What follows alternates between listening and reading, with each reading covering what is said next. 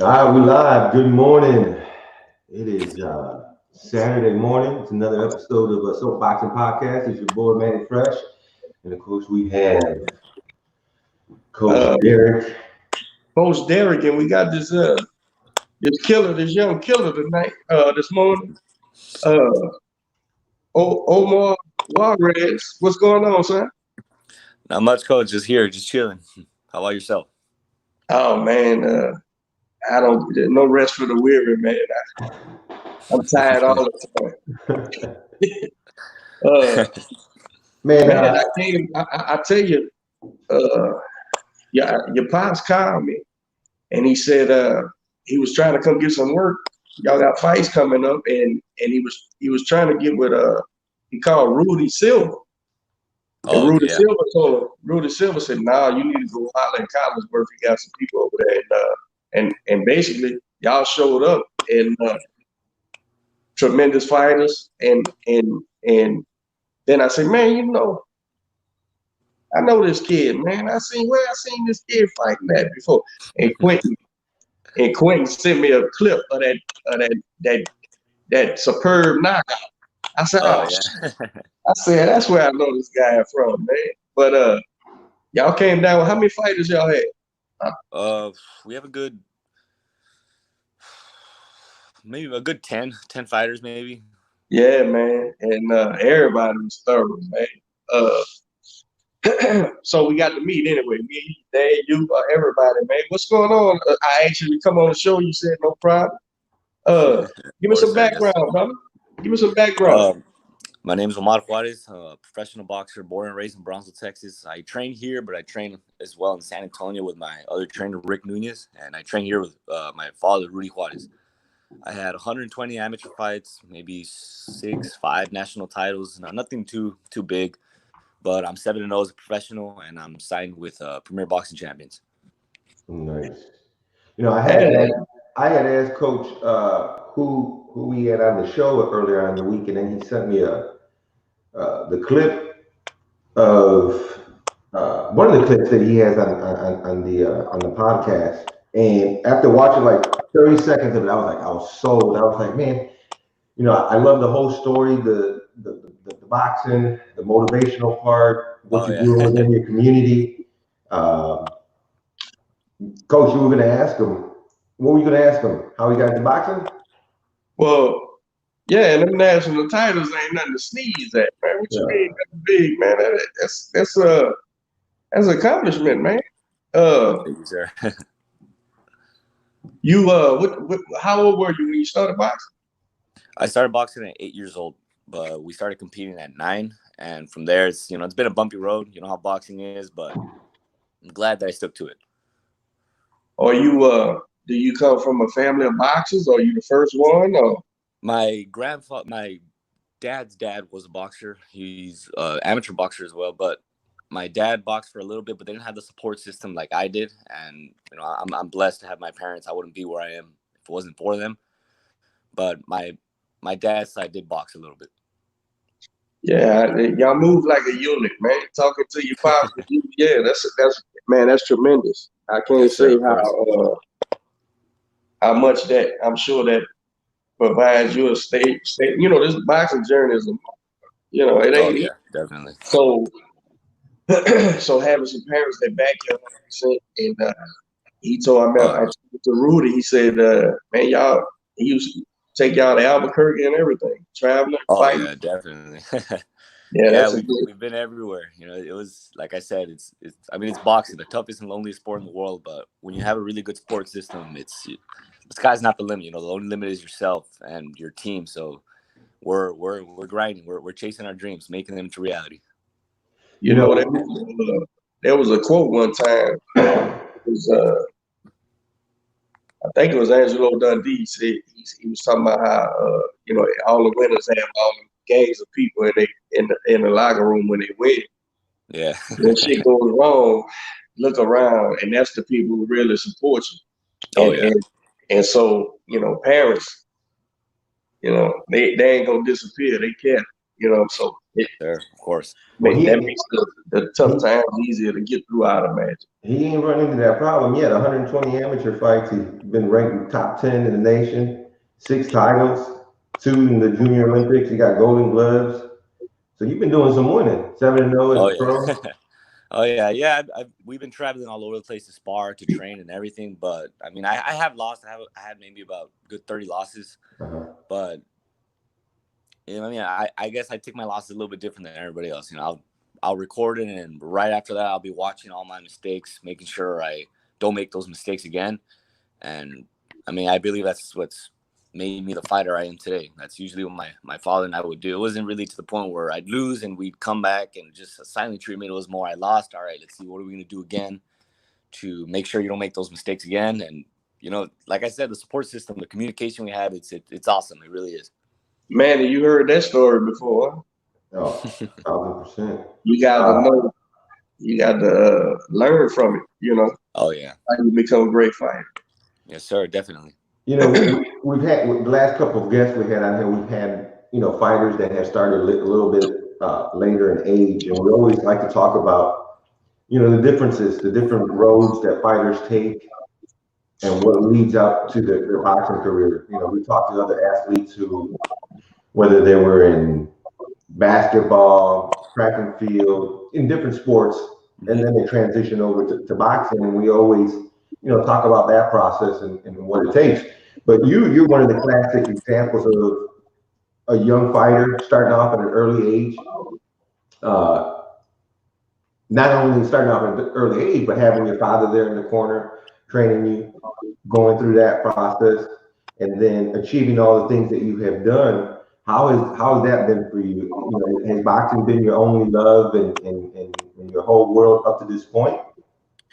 Well, I mean, at first it started. I mean, even to this day, I'm still iffy about the sport. It's definitely not for everybody. I mean, you know, it's not definitely for everybody. Where you got to wake up and know, hey, you know, I got to train to go fight somebody, and then I got to do it again, and then I got to do it again, and then I got to do it again for a living. So it's definitely not for everybody.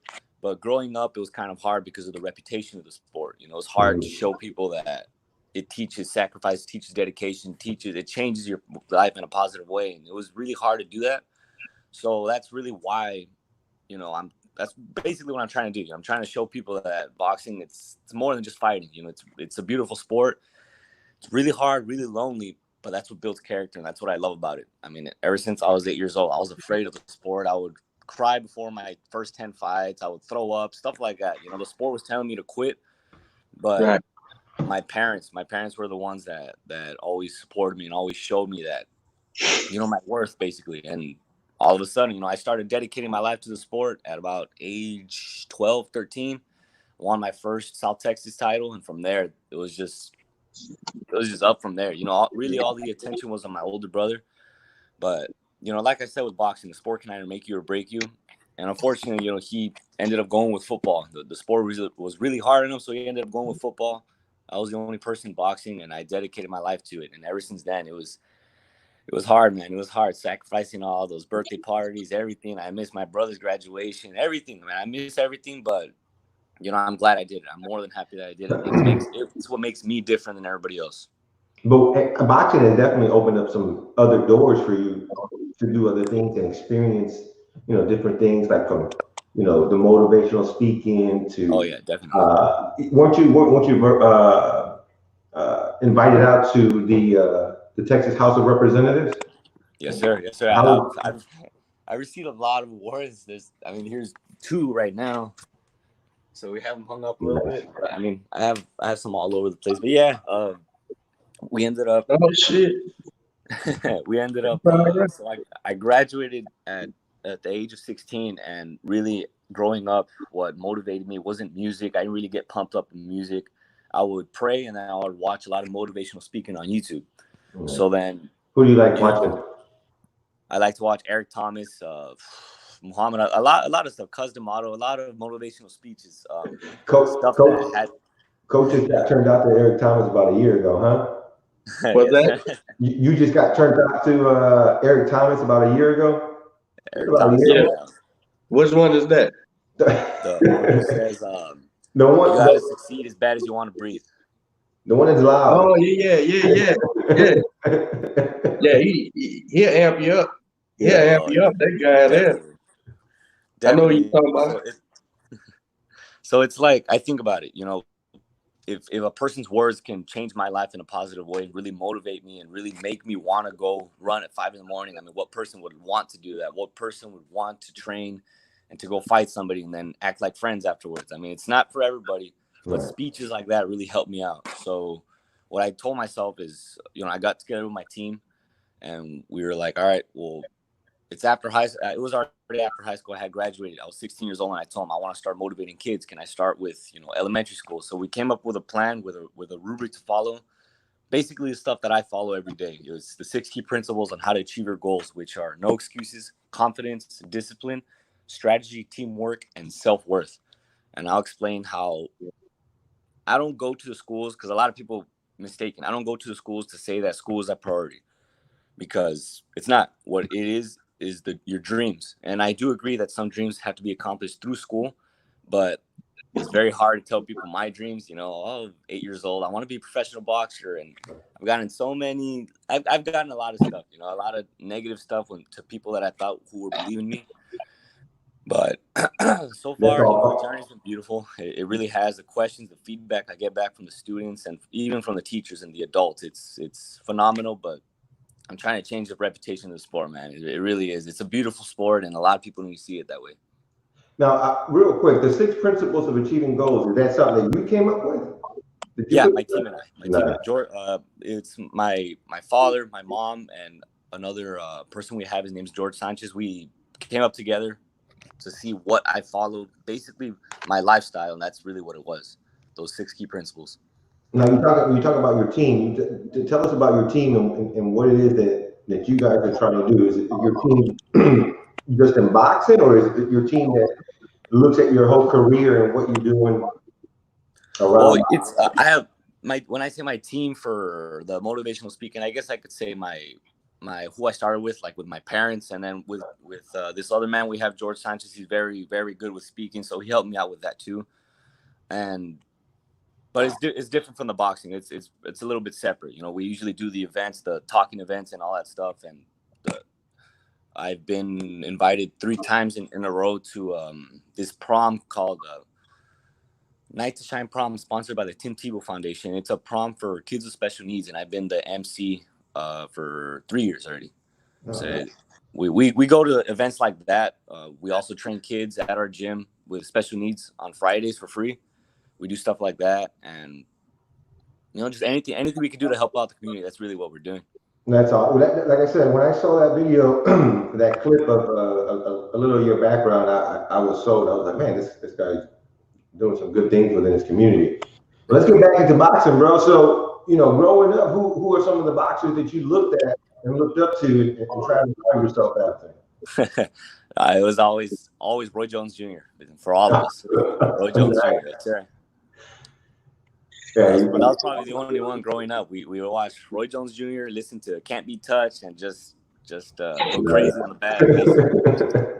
Wanted to be just like him. And then I ended up meeting him this past couple of years in a DAZN fight on January, and it was a surreal feeling. Like I've met a lot of fighters, but when I met him, I was like, man, this guy's my childhood, man. It's crazy. How did he respond? He was a good guy? Yeah, definitely. He gave us his number and everything for some sparring and stuff, and it's crazy. It's crazy. Good deal. I'm from the bottom, bro. So all the positive thinking and all that type of stuff, I didn't get it. I got positive thinking from my pops, right? But it was just organic and the equations, I think, like what you were saying, 6 rules, right? Like, I think that's very important, but because I have a equation to my boxing, right? But I came to it organically, right? I never thought into it, but I come to realize how important and valuable that is. So looking at a young guy like yourself who's already on that thought process, man, that's impressive because, when I partnered up with Manny years ago, he's a very thinks in that manner. Like even affirmations and shit. I never heard of none of that shit before, bro. So I would say, man, what is this affirmation shit? And people would be like, bro, you supposed to been on that. I said, man, I ain't never. But basically, it's an outline of how I kind of think about things organically, from how I was taught from my father. Yeah. And then coming up on my own, being a trainer, saying, you need this, A, B, C, and D. And to come into this world where like young guys like you or man who's my age, y'all already on that blast. Y'all already knew that was a thing. That's impressive to me, man, because that'll get you around some hurdles. Actually, it's like a road map, Exactly what it is. rather than freestyle. I'm a freestyle to get in. And then you find yourself into a situation. It's good to look back at that road map. And I think I kind of developed my road map organically because I have one. And to see there's a whole part of society out there that already knows that going in, like, look, man, you need to do this. And I don't give a shit where you get it from. If it's that motivational speaking guy y'all talking about, or coach, or YouTube looking at some, like you said, coming or whatever. I don't give a shit where you get it from. You need it, because when you hit that wall, you got to understand you made a mistake. But if you have a map to look back on, oh, okay, here's where I made my mistake, and also how to deal with failure. You know what I'm saying? Like failure can be failure, or it can be a learning experience, and it's much better. It's much better to be a learning experience rather than. And I think that's what happens, Omar, when these kids base their boxing on bullshit. Because here's what I mean by that: they're great athletes, so there's always been faster than the opponent. There's always been whatever, quicker reflexes, all that shit. And then they get in there with an educated fighter who he's better than, and that educated fighter kicks his ass. Those guys without the roadmap goes, and then they doubt themselves rather than realize, well, shit, I never learned how to jab right, and my distance was winning off athleticism, and this guy can fight. I better learn how to fight. You know what I'm saying? And I think all that encompasses in the whole thing. The roadmap and the affirmations, and I'm very big on the what is that, man? The equations. This time, this, and that's basically what you said about your six deals. You have a roadmap, and well, it's like this. It's like if you go out and you get a piece of furniture, and you may know how to put that piece of furniture together because you've done it 1,000 times. But if you have the blueprint, then you can give that blueprint to anyone and say, here, just follow this, and it'll build this, right?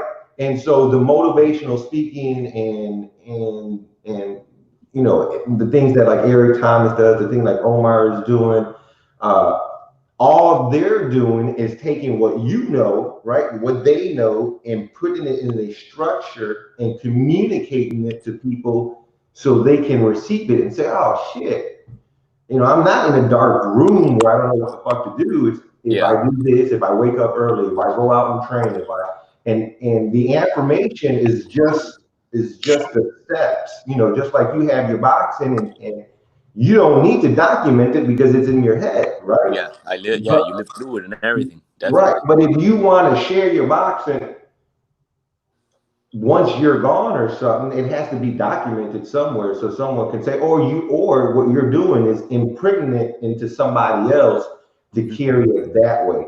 Now, that's for boxing. A lot of the motivational speaking and the messages that are being spread through YouTube or speeches or whatever, it's for your mind, right? Because the muscles a mind, right? And this, Yeah, I mean, definitely. That's your biggest opponent, yourself. Coach, something you're always saying is, the first muscle that gives up on you is your mind. Mm-hmm. Well, Always. how you train your mind, right? Well, through motivation or speaking, through Mm-hmm. the muscle memory. Just like you're out there throwing that jab 1,000 fucking times before you get it right, your mind has to hear 1,000 times, I'm not gonna quit. I'm the fucking best. I'm gonna fucking outwork everyone, right? So when you have that playing in your mind, you're training it to that muscle memory. Yeah, you have to train that mind. You got to train that Definitely. mind just as much as anything, right? Absolutely. Because your mind ain't your friend. It's gonna quit long before your muscle. Right, right. And Your so, mind will quit before you get into the ring. Like young Omar said when he was green and a kid ate boxing and he's nervous as a dog shit razor blades throwing up and shit. It's because his mind said, Omar, it's danger over there, man. Yeah, I This was guy. fighting for my life. Well, Omar, look. Let me tell you, this is how I say it. And take this with you if you can use it. I don't know. You probably know this already. Definitely. But check this out. When you go to fight a motherfucker, especially at this professional level, you go to fight a motherfucker, right? You just got on the scale to fight a guy. He weighs the same thing as you. Y'all the same everything. He may have an inch longer arm or whatever, but he's the same size as you. But your mind will say, man, that dude's big. Y'all sure he's 135 pounds? Man, look how big that guy is, man. That, y'all checking the scale, that's your mind. But your mind has went through thousands of years of evolution to protect you, to say, hey, to have that thing deep inside you that how we ended up out of the wilderness. You know what I'm saying? To say, hey man, don't go over there, it's trouble. So the mind, so you damn sure gotta do like Manny said, train that mind 1,000 times, more than 1,000 times to say to quell those thoughts, to control those thoughts, because everybody's scared, everybody's nervous, it's in your DNA. If you're not scared and nervous, you may have a mental disorder. You may be a serial killer. You just ain't started killing yet, but you're supposed to feel like, hey, this is dangerous over there. So yeah, the affirmation, all that goes hand in hand, and having the outline, a specific outline of how to do it is very important, man. Very important. Definitely. I totally agree, because a lot of these kids, they some of them, a lot of them know what they want to do, but they don't have a support system like I did. And I agree. It sucks. I'm fortunate to have my parents. I'm fortunate to. I did not grow up poor. I'm not gonna come up with a sobby story, something that's fake. I grew up perfectly fine and everything, but everybody was created equal. Everybody that's accomplished something in boxing, I have respect for, because it takes no excuses. It takes confidence. It takes discipline. It takes to have a strategy. You need a good team. And even when they don't have a team, they can just use themselves. Like I said, your greatest enemy is the one within. And most importantly, your self-worth. I feel that's what a lot of kids are missing, their self-worth. They need to know their worth. And when I tell them, I say, I'm not here to motivate you guys to do boxing, because I wouldn't want any of the kids to do boxing. I've spoken to thousands of students, and what I tell them is, I want you guys to follow your dreams. I want you guys to make them into reality by following these 6 key principles. Very easy. It's going to be hard following them, but at least you have that rubric to follow. And I promise you, like, more opportunities are going to open up for you, and you're going to get to where you thought you would never get. And the feedback I get is crazy, but there's lots of kids that have actually come out and told me, I've had so many scary dreams and big dreams that were people looking at me like I'm crazy. I'm like, well, that's perfect. Your dreams have to be so big that small-minded people do not understand you. And that's how it was growing up, telling people, I want to be the first world champion for Brownsville, Texas. My 3rd grade teacher still remember to this day telling me, boxing is not a profession. Choose something realistic. Really? Yeah.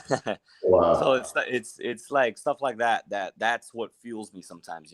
I'm working my ass off. I'm working hard, putting in, the mileage I have to. And I tell myself, can I go one more? Yeah, I'm going to go ahead and go one more. I have people to prove wrong. Most importantly, I got people to prove right. So it's like you guys said, it's all in your head. It really is. You got to train your mind. It's mentality. And as far as the fights, before the fights, well, the way I look at it is, I don't have beef, or I'm not mad at anybody. I don't want to kill anybody or anything like that.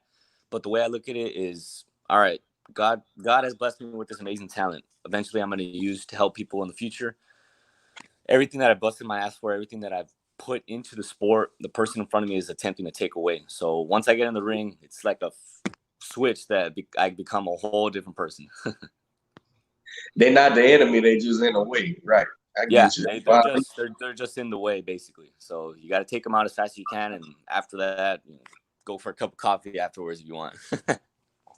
We got Coach Jaime Martinez tuning in, and he says, "I remember this young man in the amateur days. Man, he's always been fun to watch." Good bit. Yeah, I kind of knew that was a sign. Starting like 15, 16, more and more people just wanted to see me fight. Would ask where I'm fighting. Would ask when I'm sparring sometimes too. So that's where I told myself that maybe I'm something special in this. Maybe I can do something. What do you think? What do you think? What do you think makes you so fun to watch?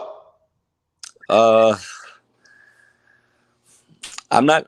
Well, growing up watching Roy Jones Jr., my brothers and I, we liked, like, it was just a thing where we had fast reflexes. We use it to this day, and we just like fighting with our left hand down. Of course, a lot of coaches have told me, and I put my hands up at times, but once I get comfortable, once I get that, I guess, that groove, I'll start putting my hands down, and I'll start counter punching. I love doing that. I've always been a counter puncher, and I love to work the body. The body hurts way more in the face.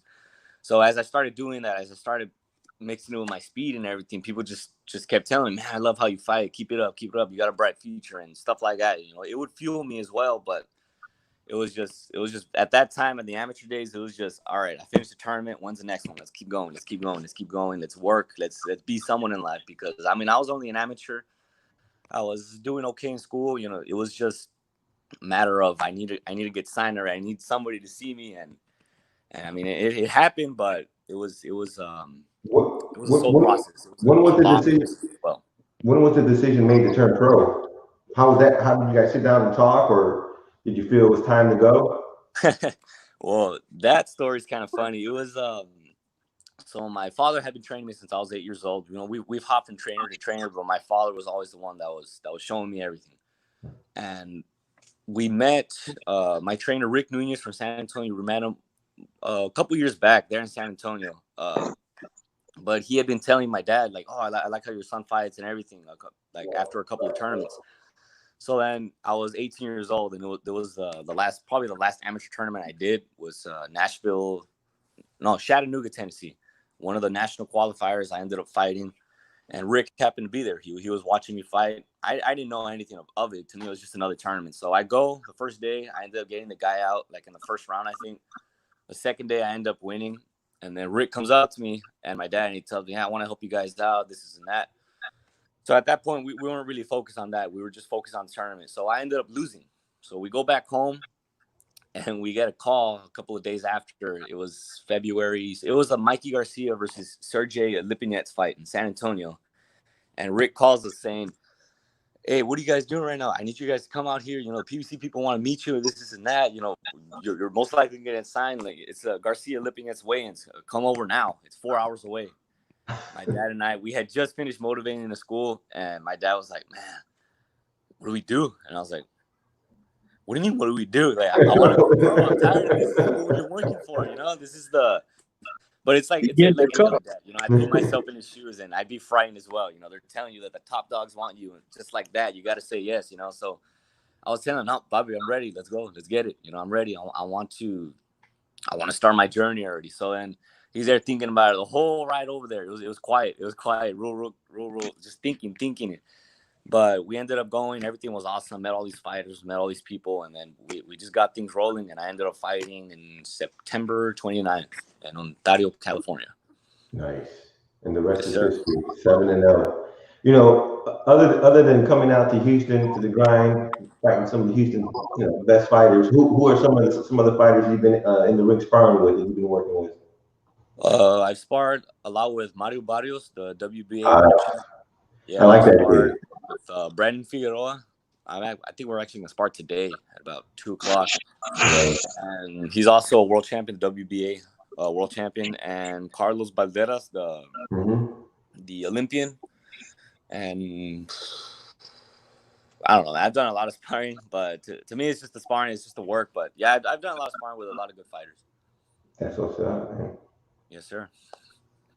Was you out of on our public stuff? I don't like to get into nothing uncomfortable. Now I leave that for real life. You I heard you mention God already, man. What role does God play in your life, man? It's pivotal, I'd imagine. Huh? Was you Oh raised?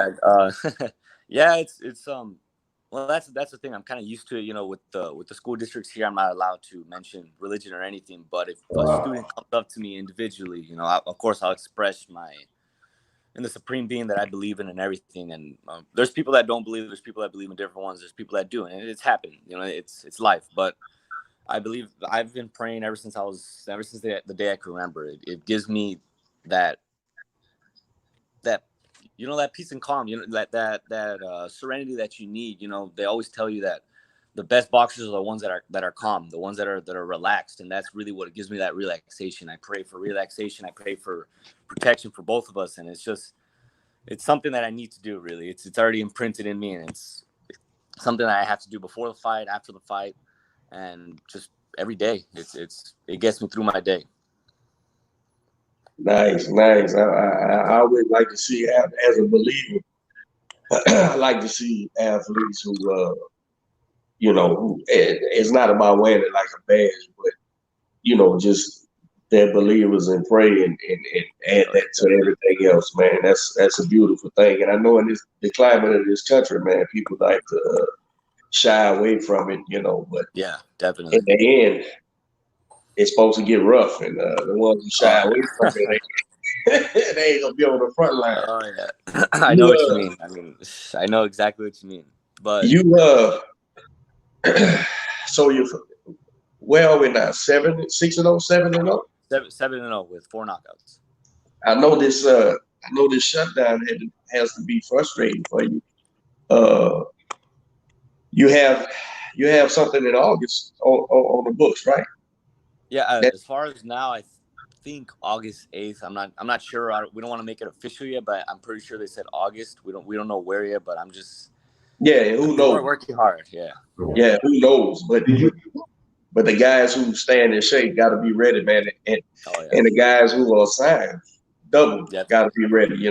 Definitely. I'm training to always stay ready. I'm really, really good shape right now, and I'm waiting for them to tell me, all right, let's go to San Antonio for that month of training, and we're off. I'm ready. Did you have anything lined up before the shutdown?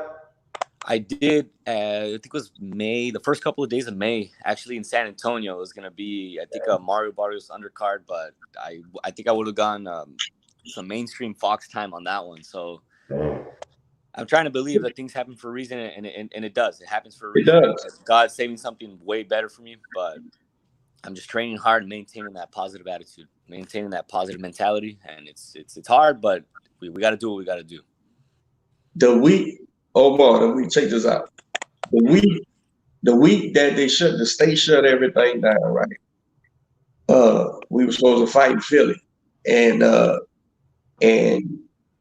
we was leaving that Thursday, right? And Wednesday, and Wednesday, opponent fell out or whatever, and so my fighter was like, damn, anytime a fight don't go through, you guys are, it's a mini letdown, and I reminded him, I said, son, it's a reason that we ain't getting on that plane, right? And he was like, you right, coach, you right, and so we didn't say nothing. The rest of the people flew to Philly, weighed in Friday. Saturday morning, the state shut all the boxing down, right?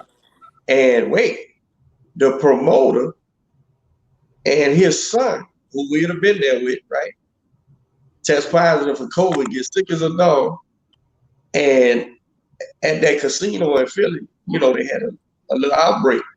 I said, son, don't never question who's in charge, and he don't, but I understand people dismiss things as coincidence, but but I kind of live by the mantra that I'm not in charge. You know, I'm only in charge of what I can be in charge of, and it ain't the grand scheme of things. So you got to take it on the chin, man, and things will work out.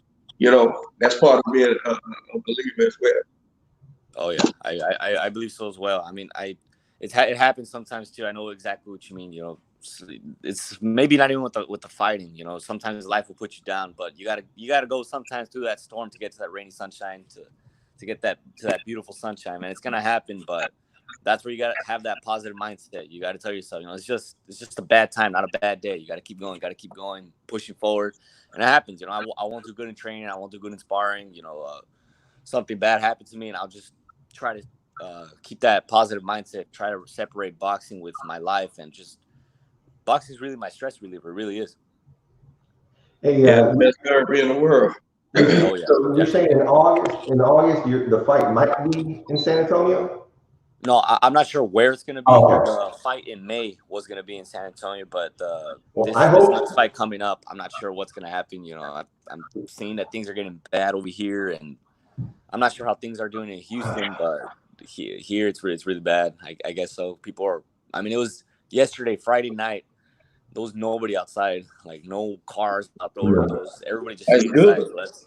So that's a really good sign, but it's crazy how normal life is starting to turn out like this. It's crazy. Well, you seen I was handing out the mask at the gym. Yeah, I know. It's getting bad over here, bro. According to the the city, the numbers are ramped up so high, and I take it like this, Omar. All you can do is protect yourself at all times. Yeah. And people who are arguing about the distancing and whatever and covering up all. I get it. You feel like you're being violated. Go figure. This is the thing. You got children, you got old folks. So just do the right shit till we make it through. I'm not trying to scare nobody either. And I'm not trying to and Lord knows we entrepreneurs and work for ourselves. We don't want the small business owners to go out of business either. But you got to get this stuff under control, because the people with weak communities and stuff like that, man, listen, this corona done touched my family. I got people that was sick, real sick. And so the guys who take it lightly are frustrating. Then there's guys that overly, want to be shut down and stuff. But it's just strange times, bro, for America. But hell, it's been strange for a couple of years now. So we gotta just do the best we can, bro. You work with him. I got Robert on that show on 11. It's a closed down show, and ABO just came through and made it a title fight. So we just hoping that don't get canceled. But still, it's not in our hands, man. You do the preparation. You don't have an audience. You have small corners, just the commission, and try to do it the right way, like they do it on ESPN. But look at them. A couple of those big name fighters fall out because they test positive. So you never know what's going to happen. Yeah. You got to take it on the chin, man, and try to just be as safe as you can, because I don't understand the people who are overly emotional about having to, distance themselves and stuff. When, I look at my grandbabies and shit, and I go, man, you know how I would feel if I brought that home to them? On my wife, I bring the sickness to my wife, man, through no fault of our own. You know what I'm saying? So we gotta just be, careful as Americans, man, and try to, this is the time to be neighborly, man. Think about your neighbors, man. Hey, I don't want to get y'all sick neither. Yeah, definitely. Let's do the right thing. It makes sense to me, but I could be wrong. I agree as well. Yeah, all this shit needs to clear up ASAP, man. We need to get back to boxing. I want this kid. I want to see this kid. I want to see you fight. So hopefully, hopefully you get a fight back here in Texas soon. I know. Moving forward, it's probably gonna be some big shows for you out in Vegas and LA and Madison Square Garden. How do you see when you sit down with the team and the promotional company? What game plan do y'all have in place for the next couple of years?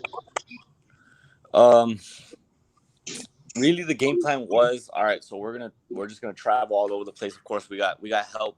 We got this big sponsor from Brownsville who helps out the community and everything.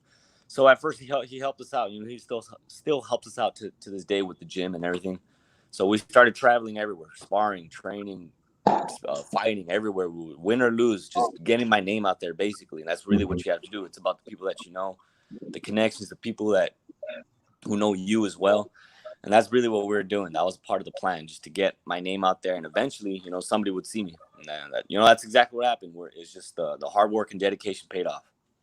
Nice. 7-0. We're looking for 8. Hopefully, the state starts opening up soon.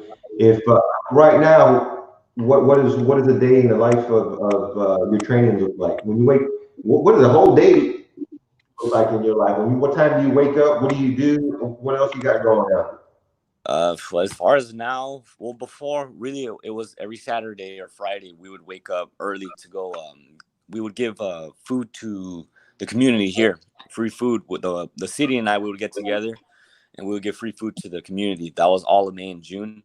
But now that July is somewhat starting, I think those are already gonna stop. So right now it's just training, just focusing on myself, focusing on getting back in shape, and really just waiting for that fight day, waiting for that confirmation. And like you guys said, everything happens for a reason. If it doesn't fall through, it doesn't fall through. I'm just gonna stay ready, stay active. Most importantly, I don't stop training. I don't believe in doing that. Maybe 2-3 days off, get that recovery, but after a fight, I'll take a week off and just back to the gym. Slow starting, but I got to stay active. I got to stay moving, and I don't like just sitting down and just waiting or relaxing. I don't really like doing that. Even if it's on my days off, I'll go play golf. I'll go swim. I'll go do stuff out of my comfort zone. But I don't really like not doing anything. It'll get to the point where it'll start turning like 6:30, 7:30 when I'm supposed to train, and I'm there moving around and stuff, and my parents will tell me to stop moving. I mean, it's stuff like that where boxing's already like implanted inside of me. It's crazy. I'll be walking around and I'll dodge a punch, or I'll throw a jab, or I'll make this movement and stuff like that. It's stuff like that. But what's your running schedule look like, Omar? How much running you doing in camp? I run every day, 3 miles, sometimes 4, and on the weekends I'll do 5, 6 if I want to do more than 5, but I don't do more than 5. That's you don't take no days off for running? Days off, the Saturday and Sunday. Saturday and Sunday, most likely. If I feel good on a Saturday, that's all I'll do is just run. Okay. What are your thoughts on that, Coach? He needs to run 5 days a week, take 2 days off. But that's what I do. I run. I agree. A lot of fighters overrun, and it's hard and more than help. Also, I look at like he said, 3 miles. Yeah, man. Yeah, they got guys who go run 10 miles, and you do that 5 days a week, you're killing yourself. But each individual is different too. So I mean, it ain't like it's stuck in stone. Some people need to run, some people don't need to run as much. My rule of thumb is about like what he's doing. So just interested in what the young guys doing to be prepared and to maintain his condition. It's everything in boxing, man. Tell me if you agree on that. Everything in boxing, I don't care what it is about increasing the red line. And the red line is your all-out input, right? You can do a thing at top speed, and then you increase that top speed. Overwork comes in when you can no longer increase the top speed and you start faltering, but you're still training. That means you're overtraining. When you run it, right? That's why sprints, when they sprints, is a good thing because you pause to the ball and then see how you can increase that bag work. A lot of people are sitting there just hitting that bag and ain't you're not pushing yourself. You got to push yourself because there's a dead body in front of you that's never going to fall down. So how long can you go balls to the ball and increase it? But That's how I look at things. No, yeah, I completely agree. You gotta push yourself beyond your limits, and I believe so as well. You got to blow your lungs out. That's the only way that their body with fatigue sets in. Mental stress, their body still gonna go. You gotta get that cruise control, but cruise control at the high level. You know? That's basically my philosophy. So, but when you're overly doing it and you're not getting it, it will increase on red line. You're overtraining. You're overtraining. You're killing yourself. You know, you ain't gonna have nothing left in the fight. That's a jewel I went ahead and dropped on there. And the young warrior just said, I know what I'm talking about. So we good. No, I believe you, Coach. I believe you. What? A lot of kids. You know, I'm like, what you running like that for, man? You know, Coach, I would be in shape. Yeah, but you're going past being in shape. You know what I'm saying? You're doing damage now. You know, it's like those wars in sport, right? You don't want to leave your fight in the gym, man. You sitting there getting hit in the head, and every sparring match is a war, man. That shit's going, you know, you'll never get where you're trying to get with that bullshit. You know. Now, I know that too. Now, when you fight outside the gym, sometimes it might get a little rough because somebody's trying to say, "Hey, this is my gym." Okay, but and that's where our coach, that's where your coach comes in and protects you. You know, hey, this ain't a world title fight. I don't give a shit what he's doing. We working on something. Come on, that's it. Let's go. You don't need to. You know. I see that a lot with a lot of I don't want to say inexperienced coaches, but young coaches, right? Like, I have no problem saying, "Hey, man, he's done. He's done. If you ain't doing it, hey, he's done." Nah. You ought to see him at the amateur fights. He's yelling at the damn ref, "Coach, give him a break." Yeah, I don't give a shit. Hey, I gotta sleep at night. And even if it's your kid over there getting his brains beat in, and you ain't doing nothing about it, you know, I start coaching the coach from behind. hey, you don't see he needs help?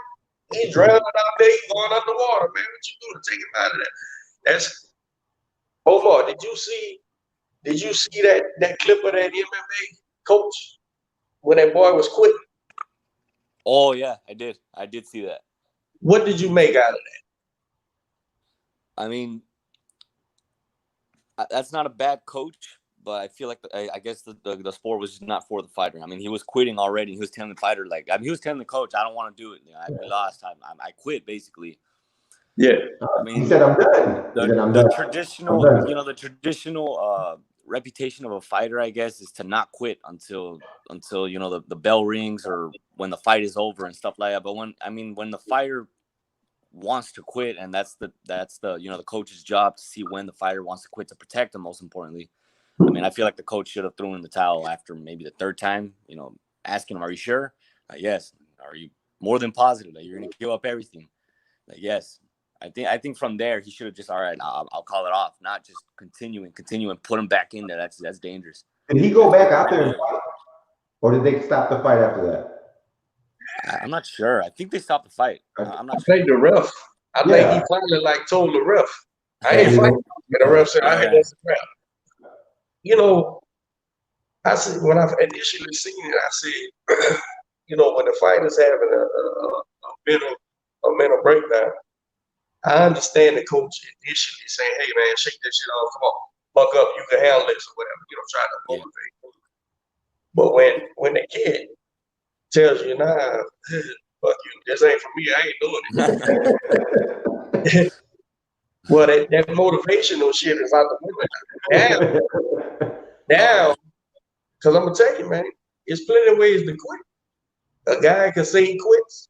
A guy could stand up, go in there and put his hands down and get knocked out, and that's quit. He ain't putting up no kind of fight. That's quit. So, you know, once you see a guy that's having this, and look, hindsight's 20/20. I don't know the kid.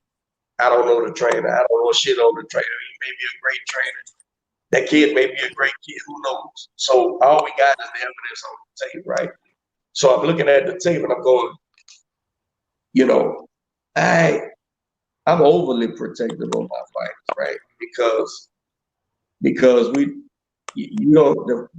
trainer fighter relationship is built, right? It's developed. Same way a fighter is developed. And so, by the time I develop a fighter, me and this kid done fell in love with each other, and I know what he's thinking long before we get to ring. I know what he's thinking. I know the signs. I know his. I'm picking up on everything, right? And I'm not Omar. I'm not a brave trainer, bro. I'm not a brave trainer. That ain't my thing. My thing ain't to say tough it out.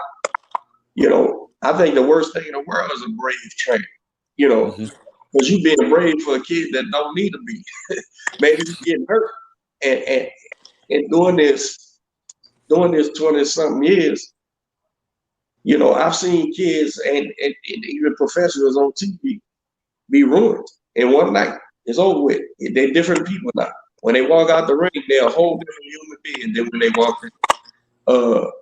And a lot of times, not all the time, but a lot of times it's because of brave folk, that don't get involved. And I'm like, it don't matter that the kid's tough.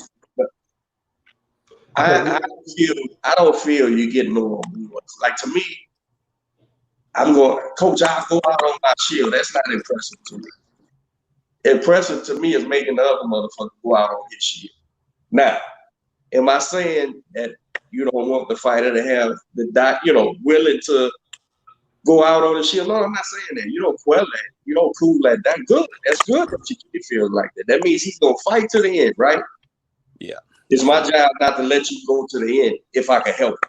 Now, if you walk into a shot and get knocked out, like that kid from the great highlight knockout, he died. That kid was fighting, right? He was defending himself. You caught him. Boom. Well, nobody could save him. He was in the midst of a fight, got knocked out. I'm talking about when a kid's getting beat on constantly, and he's trying to fight and defend himself, but he can't. I much rather feel like, say, son, we could take this back to the gym, adjust, learn from it, try to correct these mistakes, and come back, rather than you get your brains beat in and this is your last fight. Now, that's just my flip side. Let's talk about the flip side. We're talking about a boxer and a coach's relationship. And like you said, you guys build that relationship, and you guys been training for years. You know your fighter. You know what he can do. You know when he's done, and when he has some gas still left in him. Let's say that kid, and this is just for the sake of conversation, but let's say is that you have a kid that's in the same situation. He's been fighting the whole fight. It's a championship fight. It's a life changer. Everyone knows it. And it's a coin flip. And you got one more round to go, and your kid can still fight, but he comes back and it's the same scene. What do? The same scene that we seen in that UFC fight, right? The exact same thing. But up to that point, the kid has been fighting. It's his fight to lose or win. And because of the relationship that you have with him, he can still go out there. What do? Because it's a mental thing for the fighter. Well, you try to motivate him, but when he's saying, "Nah, fuck your motivation, man, I quit." That's it. There's no more fight. There's no more fight in this kid. That's what I'm saying. I didn't fault the kid. Was that question for me, Manny? For both of y'all. For both of y'all. It's a panel. My thing is this. Try to get him to shake it, right? Mm-hmm. Try to motivate him. But once he's adamant about quitting, bro, say, man, let me tell you something, man. That's a learning experience for your ass, because for trainers as well as fighters, are we supposed to pretend like that kid wasn't telling his trainer to protect him and saying, dude, I want out? And he was trying to say it like this. Hey, man, stop the fight. That dude had decided he don't want to be there, bro. Right. And I feel it was incumbent upon his trainer. Once he tried the motivational shit, that dude said, "Look, bro, please stop the fight."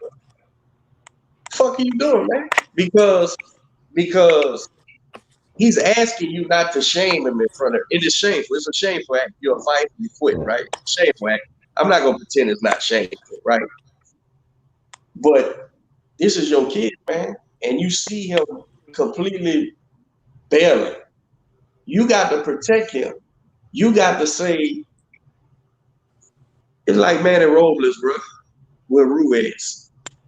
When Ruiz was shitting the bed all training camp, and they put a camera and Manny's face, Manny said, "Oh man, we gonna do it. We doing good, camp. Man, we gonna knock Joshua out, right?" Now the outside world could say the trainer's lying. No, the trainer's protecting his fighter from shaming himself, because what he was doing was shaming himself, and that trainer knew. Even if it's for overconfidence, even if it's because Ruiz thought he was just gonna knock AJ out again, right? As a trainer, Manny Robles knows, and you gotta understand, man, I don't know him, but I know who his dad was as a trainer. That was Reggie Johnson's trainer, got him to the titles and shit. So this is a upper echelon trainer, Manny Robles. Manny Robles knows this whole time he's trying to motivate Ruiz to run and do his work, and he's getting slapped around and sparring, I'm sure. Well, it's a business. I got to tell the camera, my kid's ready, and on all cylinders and shit. Wow. Saying, God damn, we messing up, man. But that's the trainer. The trainer should do the same thing inside the fight when the kid's saying, please. Man, that kid said, please stop this fight, if I remember correctly. Please stop it. I don't want to be here. That trainer should not be brave in that situation and go. And God forbid if the trainer was going, man, you embarrassing me. Man, you better get up there. The time for that was at first. And then once he said, man, I don't give a shit, I'm embarrassing you. Stop the fight. You got to protect him, man. You got to protect him. And so at the end of that, when Andy got in there and got outclassed for 12 rounds, and then Andy did the stand-up thing and said, listen, man, I fucked this off. Yeah, it's silly. I shouldn't have believed that, but my trainer said the whole time, bruh, you're blowing this opportunity. It ain't his fault. You know, he did the right thing. He protected his trainer in that situation. That guy could have told his kid in the MMA fight, bruh, as a trainer, I don't gotta give you no reason. If I tell the referee it's over, it's over. Yeah. Hey, I don't know how MMA works. I'm not an MMA guy, but hey, we done it. I'll take all the heat. And then when we get back in the dressing room, we'll work it out. And when we get home, we'll work it out. Man, that kid's got a lot of shit to face. Think about this. There's no audience. Everybody heard him give up. He's got to face his daddy, his mama, his kids, his aunts, his uncles. That's a stressful thing. And nobody's above a mental lapse. No one. If Roberto Duran gets frustrated and quit, everybody can quit. He had to face that and come back and change the narrative of his career. This kid may never come back from it. My thing is, the coach, don't be brave, man. I can see he's breaking down. I have enough experience to see your kid is quit and ain't gonna get back out there. And if you make him get back out there, he's liable to get hurt. He's liable to hurt himself quick, right? I'm sure there's been other fighters that quit before that, but the last memorable one was Andrew Gulata when he didn't want to come back out and fight Mike Tyson. But he showed you several times when it going against tough. Yeah. Bruh, hitting a guy low repeatedly is quick. Yeah. Biting a guy, Andrew Gulata bit a guy one time in the ring. That's quick. That's trying to get out the fight. So it shouldn't have been nobody. It shouldn't have been him. It shouldn't have been his trainers, his conditioning guys, nobody in his promotion. Shouldn't have been shocked and amazed that he didn't want to go out to fight Mike Tyson again after, whatever. Because he showed you the whole time, man. We just got to listen, man. This is life and death. Omar, I know you know, this is head trauma. The object of the professional game is to render that guy unconscious. That's the object. Anybody don't understand that? You have different fighters go at it differently and say, I just want to win a points fight and I'm just trying to score and not get hit. That's fine. The object to professional prize fighting is to render this guy unconscious. That's what it is, man. So it's almost barbaric, but when other people get concussed, they get a timeout, go to the doctors, they get, they out of the game because they concussed. They're a little silly. And in my sport, in our sport, we tell the ref, give him his 8 seconds, man, get out the way. So it's a brutal thing. It's a brutal thing, bro. And so I have no sympathy for a corner that's brave, bro, and don't protect the guy because you go in one way and come out another if shit don't go. Oh yeah, Omar, definitely. who are some of the fighters that you enjoy watching right now? Right now, as far as fighting wise, not really anybody. No. But nah, not really, man. I guess I've developed my own style. That's pretty much it. But as far as how they are outside of the ring, I really love Caleb Plant's story. Manny Pacquiao since I was a little boy. That's pretty much it. I love how Manny helps out his community, helps out his people in the Philippines and everything like that. And Caleb Plant's story about his daughter and everything, like growing up, and it's just phenomenal. It shows that anything is possible. Crazy. Top three pound for pound right now in the sport. Who you got? I don't know, man. I give my I guess opinion, and people, like a lot of people tell me stuff. It's subjective. It's subjective. I guess you could say well, a lot of people mention Canelo, so I guess I would have to say Canelo. Terrence Crawford maybe. And well, let me ask you something. What really is the definition of pound for pound? I really don't know. What does that mean? I think that's different for everybody, but here's mine. It's mythical, so it ain't nothing in stone or whatever. But I look at it this way: all things equal, who would be the best at the sport? The top guys at the sport. So in other words, there is no welterweights, lightweights, but everybody's equal. Their ability, and if their punching power is their strength, it's still their strength. If their defense is their strength, it's still their strength. So when I look at pound for pound, I look at it like this: if everything was equal, no one had a weight advantage. That's what's pound for pound. In other words,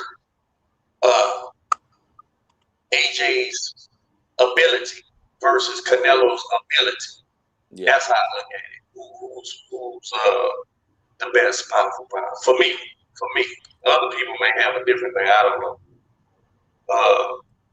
But that's how I look at pound for pound. Everything, like when I look at Clarissa Shields, she's so good.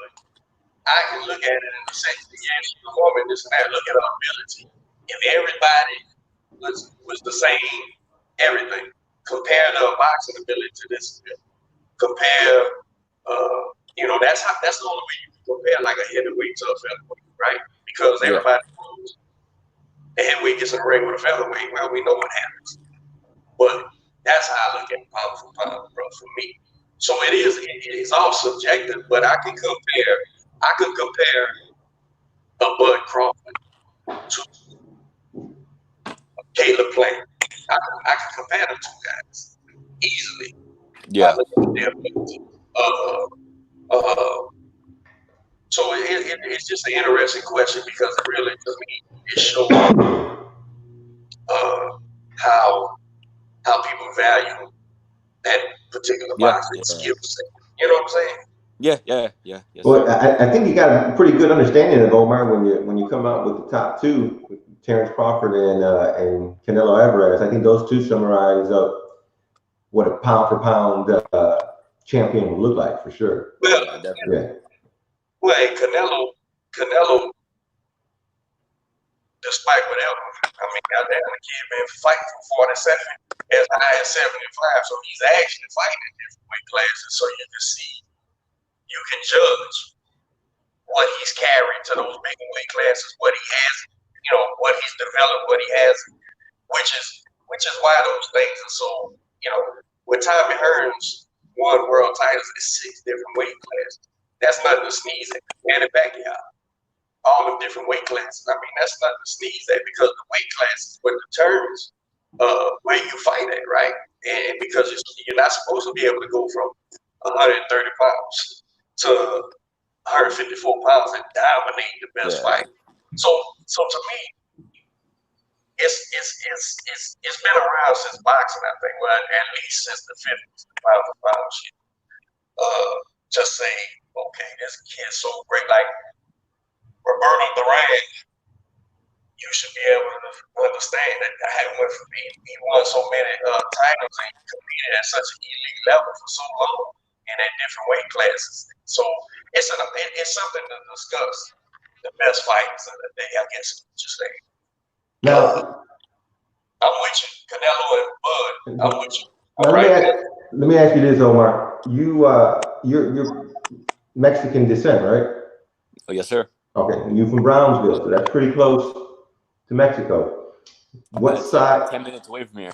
What team are you? Are you Team Canelo or Team Chavez? A lot of people ask me that too, man. I don't understand their questions. They both I don't understand their questions. Omar does.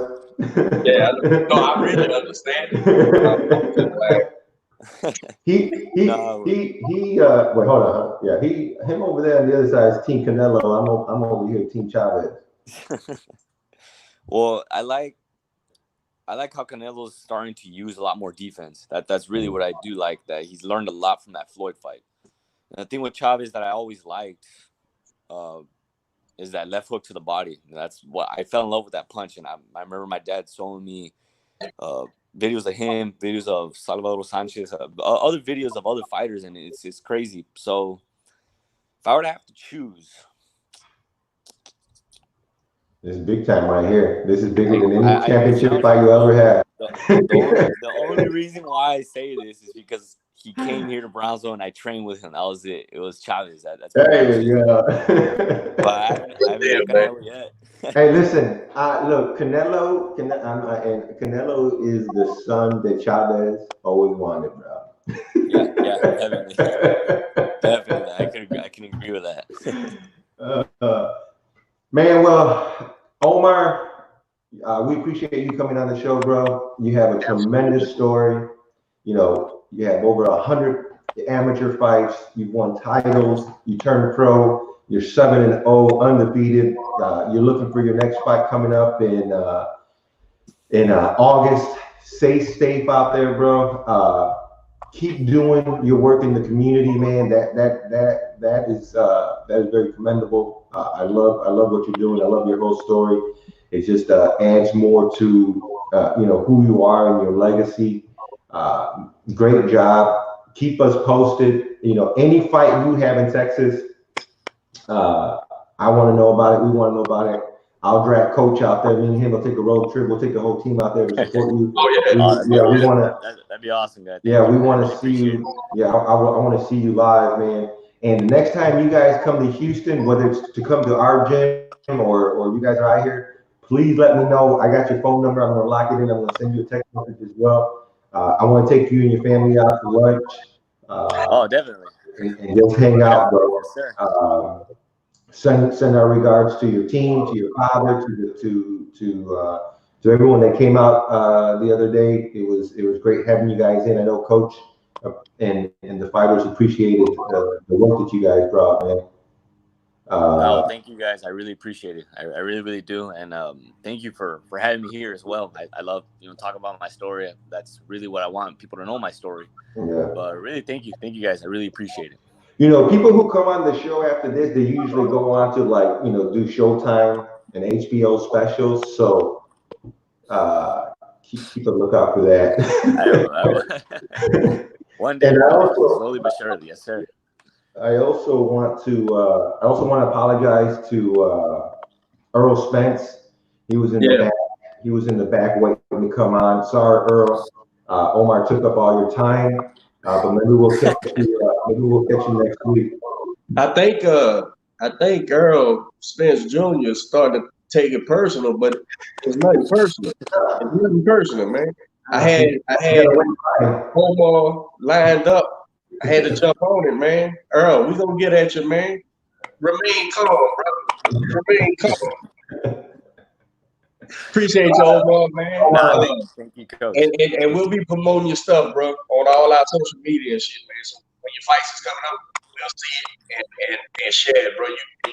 I love positivity. I love believing, man. I love guys doing things with the community, man. Hey, keep doing what you do, man. And you got a whole fan base here in Houston, bro. There's room for you. Honestly. Thank you, Coach. Thank you. Thank you. I appreciate it. I really do. Absolutely. Right. Omar Juarez, the next Good out of Texas, bro. Stay tough, man.